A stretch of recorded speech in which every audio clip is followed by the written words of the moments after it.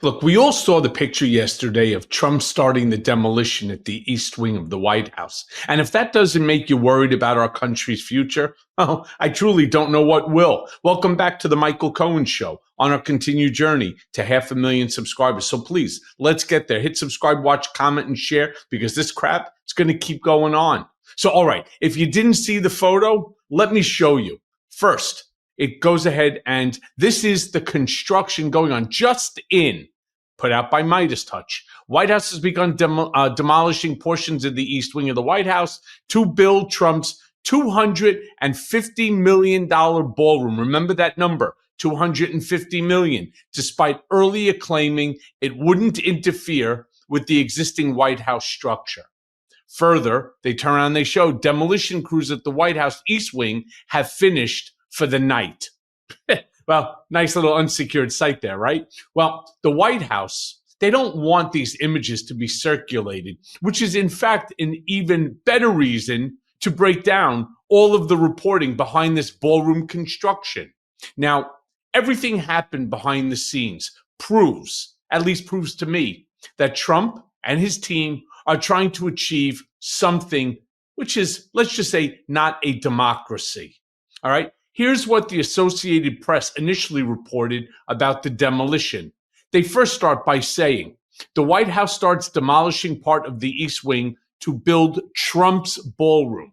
The White House on Monday started tearing down part of the East Wing, the traditional base of operations for the First Lady, to build President Donald Trump's $250 million ballroom, despite lacking approval for construction from the federal agency that oversees such projects. Dramatic photos of the demolition work showed construction equipment tearing into the East Wing facade and windows and other building parts in tatters on the ground.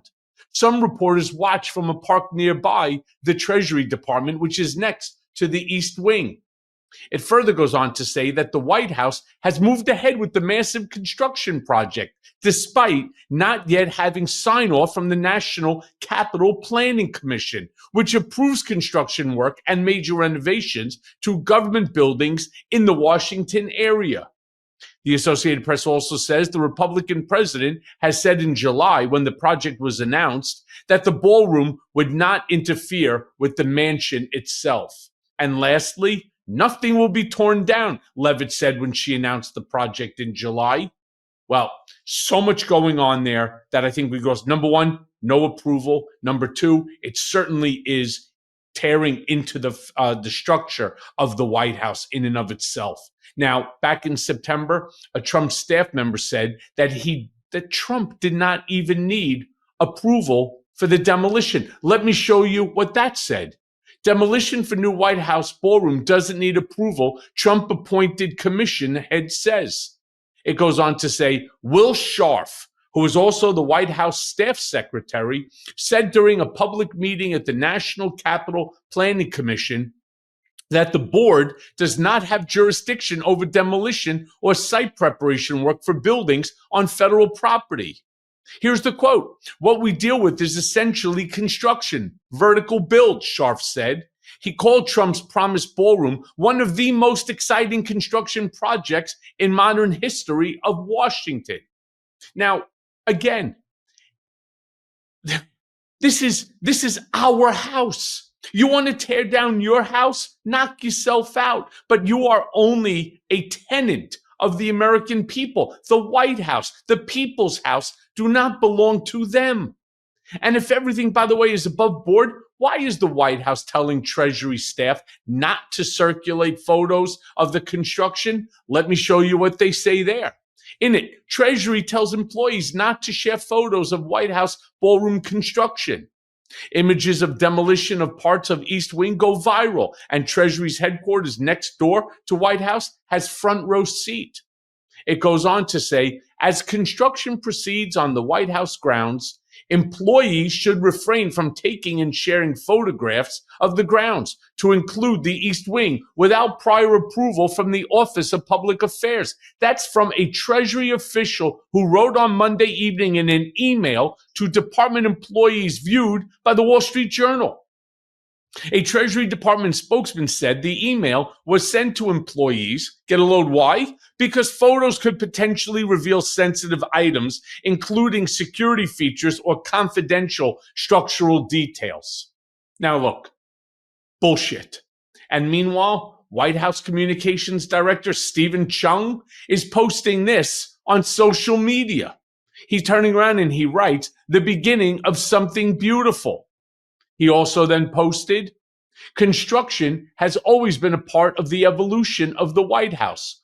Losers who are quick to criticize need to stop their pearl clutching and understand the building needs to be modernized. Otherwise, you're just living in the past." Yes, you idiot. It's called history. And as I wrote in my Substack of today, which is on this night, and I recommend, please, everybody go to my Substack and read it. It's called "History Has Left the Building." Now, late last night at the White House, Trump addressed the new construction. Let me show you what he had to say. Play the clip. You know, we're building right behind us. We're building a ballroom. They've wanted a ballroom for 150 years. And I'm giving that honor to this wonderful place. I think we should do it. This was the ballroom, and this room holds 88 people, and the new one will hold 999 people, which is a difference. I say 999 because I didn't want to crack 1,000. I didn't want people to get concerned, because right on the other side, you have a lot of construction going on, which you might hear periodically. But yeah, you're going to hear periodically. How long? By the way, so I did a little bit of research myself. And just so you understand, I want to break this down for you. Somebody who knows construction, who knows real estate, there are three real big items that you have to consider when you're dealing with a real estate project. Remember, I told you the number 250 million? Here's why that's important. So the three aspects that are important is: one, the acquisition of the site; two, the soft labor costs; and then the hard labor costs. And in the soft, you're talking about goods and materials. And then, of course, the third part, the labor costs. By the way, is this project going to be union, or is this going to be, I don't know, the way that, let's just say Trump did Trump Tower, all right, with non-union labor? I don't know. Hasn't been reported yet. But if you do the math, 90,000 square feet, $250 million, that comes out to $2,777 per square foot. Seems like a lot for a ballroom, right? How much do you think that the labor and materials could cost? $1,000? There's no acquisition price for the site. That's already part of the White House property. So where is the $2,777 going? I don't know. Now, by the way, this isn't the first construction project that the White House has started. He paved, remember, not too long ago, he paved over the Rose Garden earlier this year.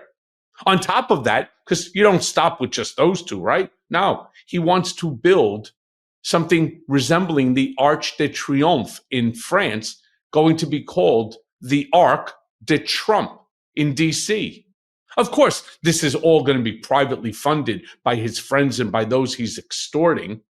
Let me turn around and show you. Here's what he said about it at a donor dinner last night. By the way, $1 million per head, while we're now on day 21 of a government shutdown. Play the clip. This is just a model of what it would look like in either of the three, any of the three sizes, which is right here. I don't know if you can see it. So that's Lady Liberty. Did you ever hear of Lady Liberty? On top. And all of this construction, all of it is done with the point of solidifying his legacy in D.C. and in America's history. But let me be clear. As I said before, there's so much more. Rechanging the name, for example, of the Kennedy Performing Arts Center to the Trump Performing Arts Center. On top of there, you also have, for example, Representative, I can do this all day long, Representative Anna Paulina Luna. She's actually introduced a bill to carve Trump's face into Mount Rushmore. And if that doesn't make you literally want to flee the country, I'm not sure what will. Let me show you what she said. In it, she turns on, this is H.R. 792. 119th Congress, right now, 2025, 2026. The bill directs the National Park Service to add the figure of President Donald Trump to the Mount Rushmore National Memorial. The memorial currently displays figures of 4 U.S. presidents: George Washington, Thomas Jefferson, Theodore Roosevelt, and Abraham Lincoln. Now, let me go on to turn around to say, as I said in my Substack, history has left the building. Every new marble plaque, every renamed building, every proposed monument is a brick in the wall of revisionism. For Trump, permanence is power. And once his name is etched in stone, it's no longer about self-promotion. It's history. And this is how a brand becomes a nation. So the question that we all have to ask ourselves, is this actually what we want? Do we want to turn around and allow history of this country to disappear simply to appease one man's ego? Because he's not just making America great again, he's making it Trump again. And when that dust settles, when the paint dries, when the signs go up and the statues gleam, the country won't just bear his name, it'll bear his reflection. Because Donald Trump doesn't live in history. He builds over it. And that, my friends, is not something any of us should want. And as always, thanks for listening. Hey, everyone. First of all, thanks for watching. I mean, we're going to be posting daily episodes with reactions and talking about politics. We'll be talking about everything, in fact. So please like and subscribe. Join us on this journey.